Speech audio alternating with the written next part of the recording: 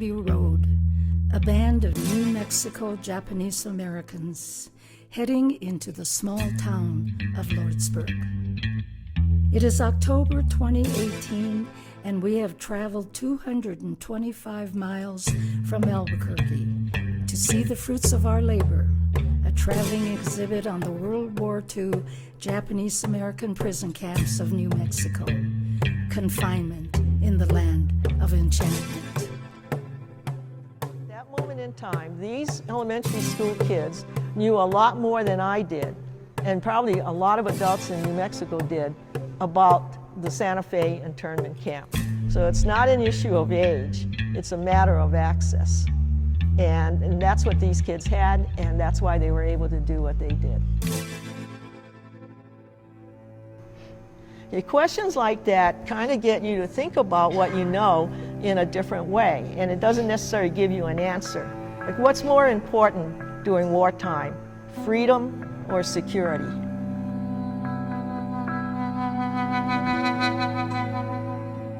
What are the responsibilities of individuals to uphold the rights of others?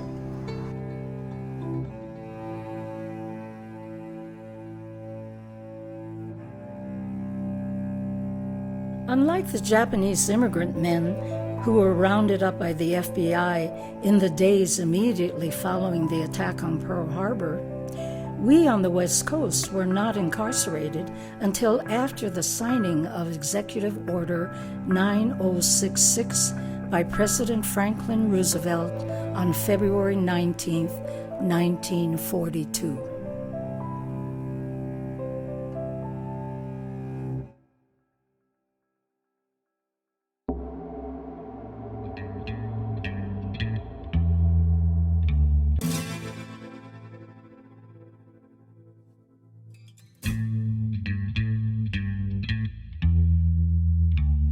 This is where all the men were marched from the Omar siding where we were a while ago, and then down this road they turn left and go into the campsite.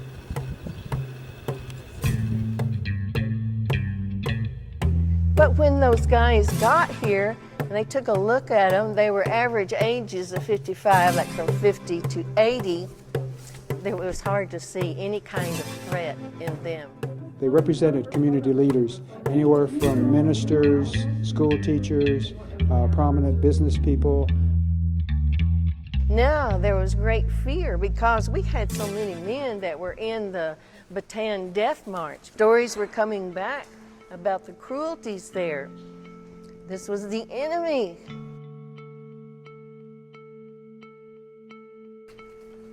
Mary Louise Morgan said, well, we felt sorry for them because they didn't have anything, just what they could carry in a suitcase. And I'm Italian, she said, and if the Italians act up, I might have been taken. So they felt sorry for them.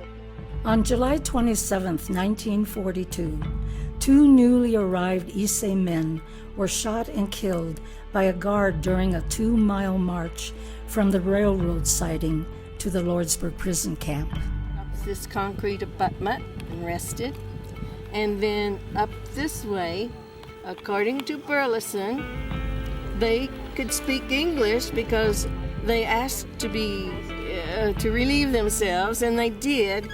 But later on, this particular one left the road again to go toward the fence, maybe to relieve himself again, is my theory. And Burleson called out halt 3 times as he was instructed, and they did not, so he shot them in the back going toward this telephone pole.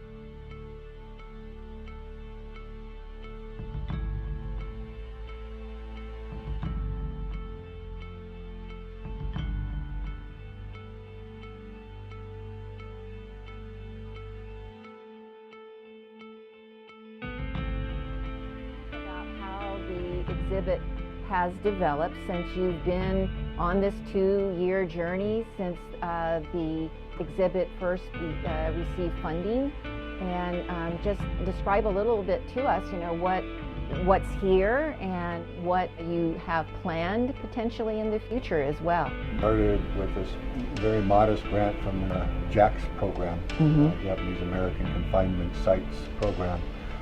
So we got a modest planning grant, and we started sort of looking at what we might do to document and celebrate or memorialize the camps in New Mexico. And at that stage, we decided that we wanted to do a publication, we wanted to do historic markers, we wanted to do a website, and we wanted to do a traveling exhibit. Couple screws in the back.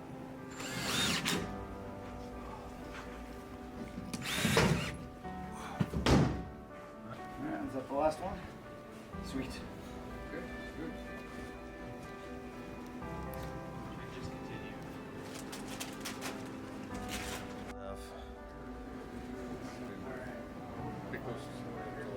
Hey, pleasure to meet you. Thank you.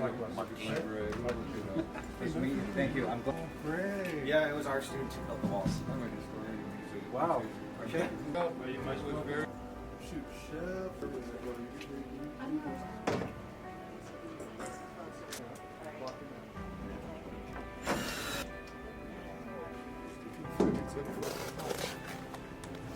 Safely with a knife.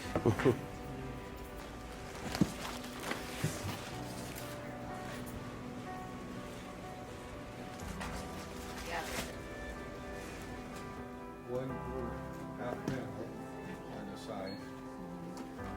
That's what I wanted to do as an assistant to do that. Line them on the walls to do. And then keeping the order is the landscape, one per right. And then we got 4 different and what the main, I guess, is to look at those. First one we come to is our intro, and you see it's got our banner on it. It's got information about the CLOE project. See what those posters say? CLOE project, da-da-da. And that wall is Hi, I'm Aiko Allen, New Mexico Japanese American Citizens League Board of Directors member. And we're here this morning for the opening of the Confinement in the Land of Enchantment exhibit. I have with us Gail Okawa, who is a professor of English, as well as an incredible storyteller, and so a person who's provided a lot of good information on internment. I understand this is the first time that you've seen the exhibit. Yes. And so we're interested in your reflection, the way your grandfather's story is tied in to the exhibit, as well as the stories of other people that you've been able to interview, both folks who were in the camp as well as those who were outside of the barbed wire. In terms of my grandfather's experience, he was first taken from Hawaii to Angel Island, then to Fort Sam Houston in San Antonio. That was just sort of an intermediate stop, I should say, because it was interrupted after 10 days. And they were sent then to Lordsburg. Lordsburg was the first long-term internment camp. Eventually, in June 1943, they were sent to Santa Fe. There were 10 transfer boats from Hawaii, and he was in the 3rd one. So these people sort of stayed together. The government shipped them over and then kept them pretty much together in the internment camps. I think, every one of us has to play a small part in kind of perpetuating the story or stories. And I'm so glad that the project has been really paying attention to these sort of lesser known and lesser experienced camps. The most important thing is for people to be able to be exposed to it. There's so many stories that come out of these camps, both from the internees themselves and the guards. So I think at the same time that we see the injustice and the oppression and, the negative things, we need to understand how the internees themselves were very dignified human beings who had integrity and used that integrity to move forward in their lives, so that the their spirit would not be broken. They adapted by keeping busy. They had a term, or one of the terms that I encountered was barbed wire disease, and they tried to do whatever they could to combat barbed wire disease, which is, I think, boredom, malaise, that feeling of helplessness, feeling that they somehow could not, had no control, and that others had total control over them. So they took as much as they could from their own spirit and tried to be creative, and physically creative and intellectually creative. So they they also were active. They participated in sports, sumo, baseball, golf, tennis. They took classes. They learned things. They kept their minds active. Participated in no chanting societies and the theater and all of these things. And in order to keep their spirits alive. Then on the night of his arrest, he put one of these librettos in his pocket, just a small book, and carried it all the way to the internment camps with him. And so these men like him, and including my grandfather, participated in these societies, these chanting societies, and they would get together. And what I thought was so interesting is that I was interested in this. In the 70s, I actually studied theater. This is before knowing anything about my grandfather. It was such a strange experience to come face to face with that as an experience of the men in the camps, and I could hear them as they would sit. I mean, there were sketches of them sitting, and I knew how they would be sitting because I had studied it, and I could hear them chanting. And the wonderful thing about that experience for me was that I could imagine them, these individual voices, coming together in this sort of very, very unified voice, and it was to me, it sort of was a metaphor for how they worked together to survive. And I could hear it. I mean, this is something I can hear even now, what it must have sounded like. There's so much that came out of the camps, and yet there are many things that have been lost because families don't know the value of them. And so I think the more we have these kinds of exhibitions and storytelling and participation with the community, the more people will understand what they do have. I'm talking about the families, and hopefully there will be more preserved. If we can preserve materials, we can piece things together. This helps us to understand not only our personal history, but how our ethnic history fits into the larger American story, and how it also interfaces with other ethnic groups. The way we have bits and pieces of information, that you have one photograph that's multiplied by 10, that's multiplied by another 10 stories, and we continue this work so that we know how we live on, that we're not forgotten what's happening for us in policy. It seems so significant that we make change story by story. Yes. Those kinds of things stay with people. And when you hear stories about that, they stay with you, and they can, you never know how things are going to change people's lives.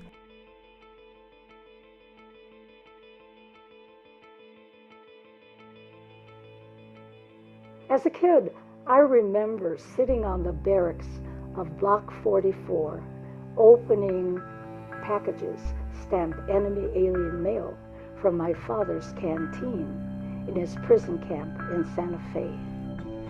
There were treasures, Tootsie Rolls and Juicy Fruit chewing gum and Black Hawk comics, but also Pueblo pottery and beaded jewelry and brightly painted wooden toys.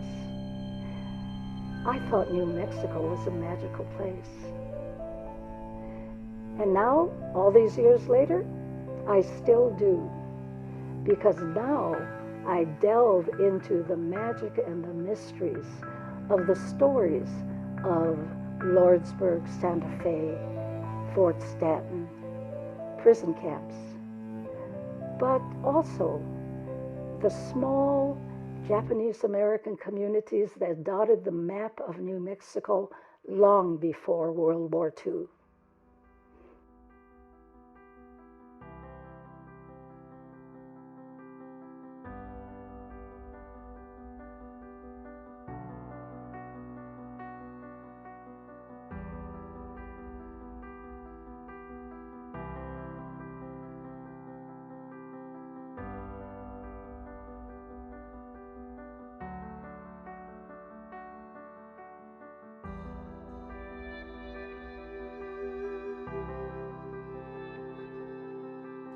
Yet we must recognize that the internment of Japanese Americans was just that, a mistake. For throughout the war, Japanese Americans in the tens of thousands remained utterly loyal to the United States. Indeed, scores of Japanese Americans volunteered for our armed forces, many stepping forward in the internment camps themselves. The 442nd Regimental Combat Team, made up entirely of Japanese Americans, served with immense distinction to defend this nation, their nation. Yet back at home, the soldiers' families were being denied the very freedom for which so many of the soldiers themselves were laying down their lives. The legislation that I am about to sign provides for a restitution payment to each of the 60,000 survivors, surviving Japanese Americans, of the 120,000 who were relocated or detained. Yet no payment can make up for those lost years. So what is most important in this bill has less to do with property than with honor. For here we admit a wrong. Here we reaffirm our commitment as a nation to equal justice under the law.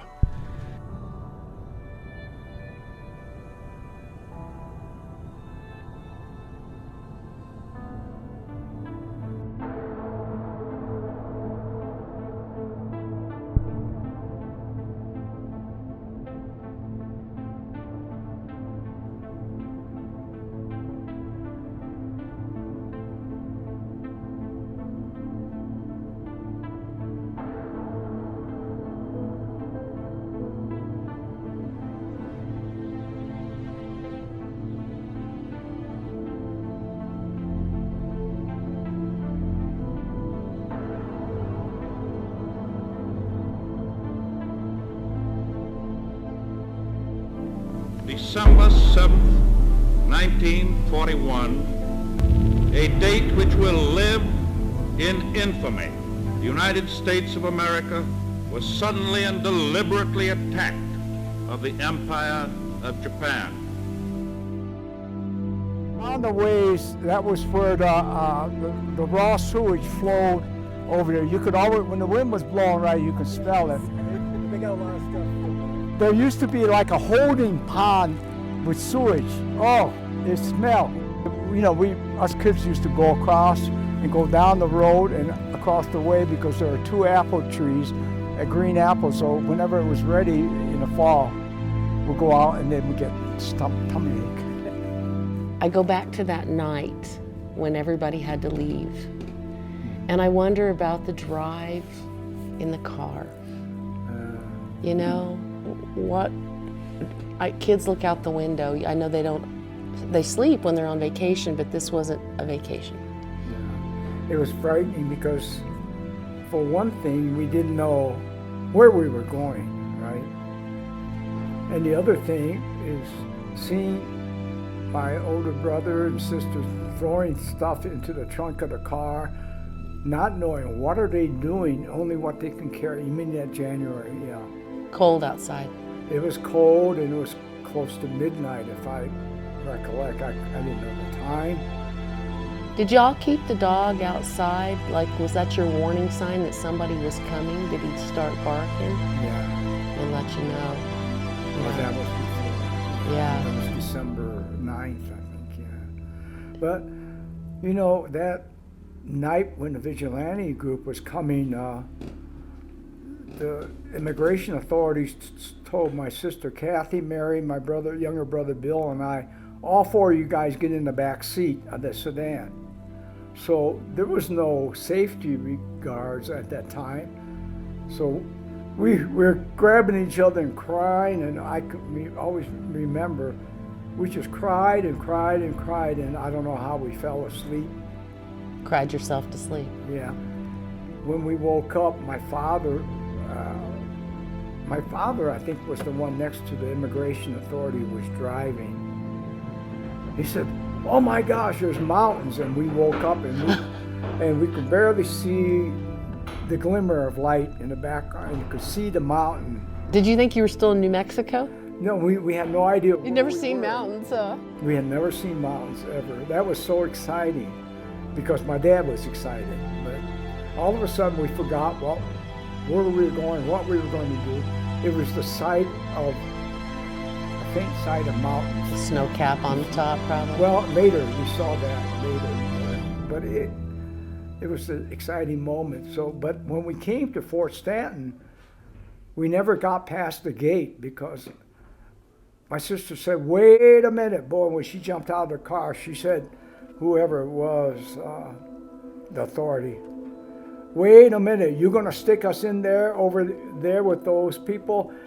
They are all men and they're gonna," no, they said, "No, we got you separated out on the right side." I think I remember some right side over down the road. My sister said, "I don't care. They're gonna attack and molest the women and all that." And she said, "We are not going in there." She said, "We have a fundamental rights guaranteed by the Constitution." They didn't know what to think. They didn't know what to say. They were dumbfounded. They looked at each other. I remember very well that look.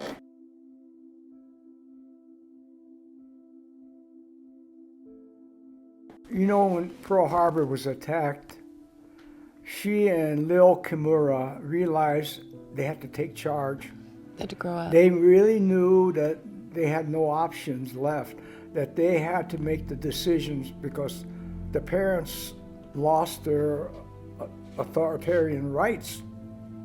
You know, they were now considered enemies. They were the aliens, quote, they were the aliens, so they no longer could be the spokespersons for the family. And so the oldest two were my sister Amy and Lil Kimura with her big family with siblings, and so they knew that they had no choice, and so they had to make the right decisions, ask the right questions.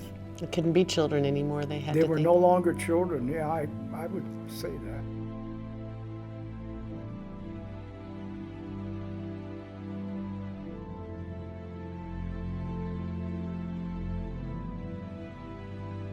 I'll never forget that when we were in Topaz. We weren't even there 2 or 3 months. She started raising a commotion by saying that, "I'm going to walk out of here." Well, she first went to the authorities, the War Relocation Authorities, WRA, went to their administrative office and said straight out, "You have no right to keep us in here." And she said, "I'm going to walk out." They said, "Oh, no, you can't do that. You're going to be killed." My sister said, "That's fine. The world will understand why I'm threatening to walk out." Here's a girl not quite 18 saying that. Just a teenager. She was a child. She was 18 then. Still a child, though. Yeah.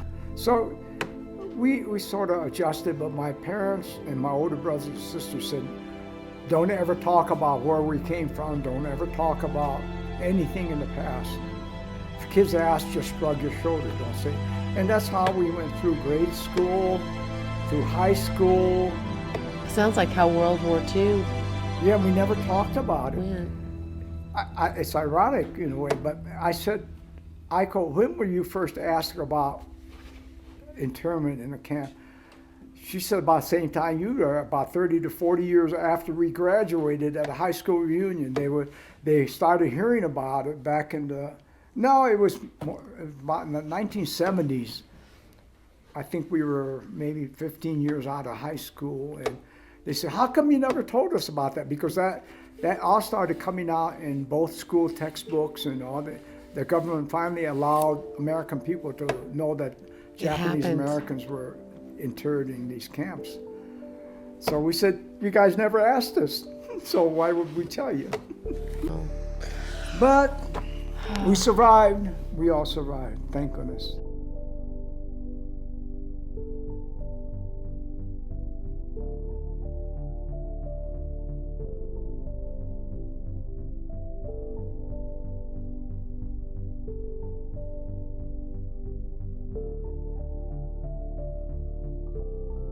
Yeah, I've been back here about 4 times. Oh, 4 yeah, times? 4 times. Yeah. It was all kind of an organic kind of thing that just came together, and man, I tell you what, I have made, since that happened, I've made more great friendships out of You also made enemies too. You know, yeah, a little bit. But Yeah. to me, it's more important. You know, you look at today's time and what we're going through right now, currently in this Yes. country. It just blows my mind. It's almost like people forgot. And Mayor Lansford, he actually, in a kind of roundabout way, he actually helped a lot of this happen. You know, and I can't thank him enough. You know, as far as him having a heart and adored seeing her. what We what became really best happened. of friends. And his mother said one day, I came to school and she wasn't there, and she was never there thereafter. And I would come home and cry to my mother that I missed Kathy. See, he said, do you know who that Kathy is? Yes, that's my older sister. Yeah. That I think that also convinced him that there needs to be an apology to the Clovis thing. As you know, as my brother always questioned, will we ever be welcome home, you know, with that letter you read. And, you know, that was very important to us, that now it gave us respect for the community that we grew up in, you know. Somebody had mentioned that that was the first time in the history of the United States that a community had formally apologized and Absolutely. and went out and extended an olive branch, if you will, to the citizens that it had affected. And you know, that's why I came out, because I didn't ever expect any community or even a mayor and commissioners to ever apologize what went on.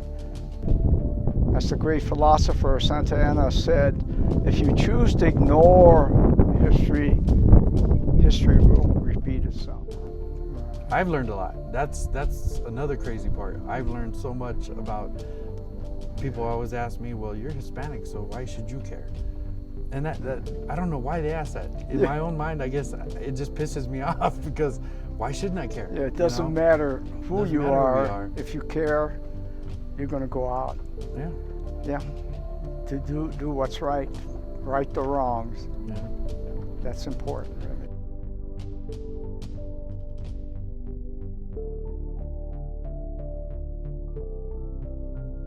Well, Dr. Ibarra, after today's events, what do you think about your experiences back in New Mexico regarding the CLOE project? Everything was done real well.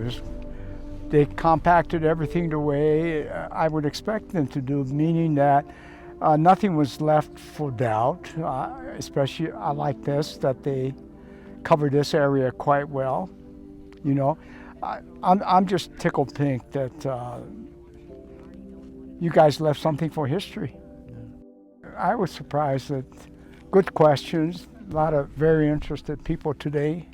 Yeah, I thought it went well, and I think you got people who were truly interested, not just wanting to listen to any old talk. I think they did.